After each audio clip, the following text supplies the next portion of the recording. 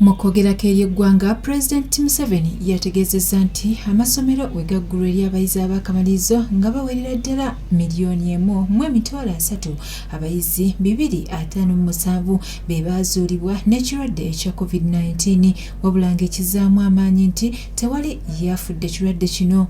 You know, the children coming to study and going back home can be a source of big trouble for the society.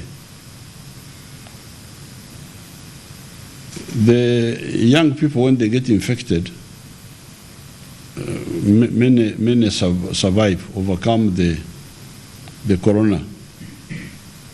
Even here in State House, we have had some of our young children here who work here. Quite a number have been infected.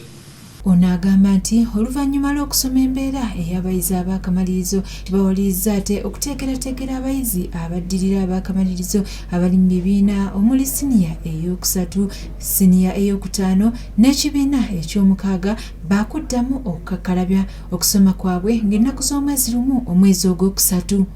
Candidate classes. This is the term they are using for the next candidate classes. These are S5, S3, and primary 6.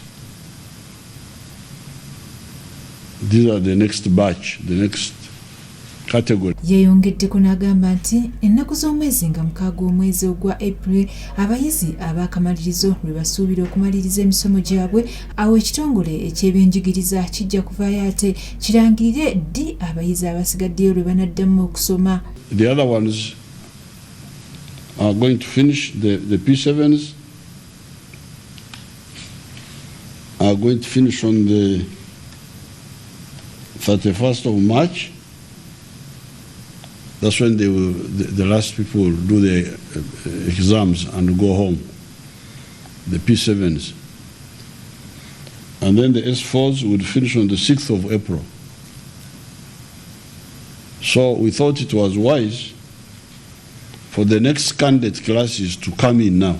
Bo abaana abato abali mu kyendakaten okusinziira ku ministry ey'ebyenjigiriza tebagenda kuddamu kusoma kati okutuusa ng'ekirwadde ekya COVID-19 kiweddemu mu ggwanga era abo abagenda okutandika be bagenda okutandikira mu kibiina ekisooka nga bawezezza emyaka 5. Museveni agamba nti bateekateeka okutumya miliyoni 18 eza doozi egenda okugema ekirwadde ekya COVID-19 era bajja kusookera ku basawo okugema abakuumi abasomesa ko n'abakadde. Ebyokusoma mu ggwanga byagootaana okuva etwalumbibwa nawookera w'ekirwadde ekya COVID-19 wabula nga kati waliwo essuubi nti omwaka ogunaggweerako wajja kubaawo enkyukakyuka. Ramla Katumba ku lwa STV Select ey'enjawulo.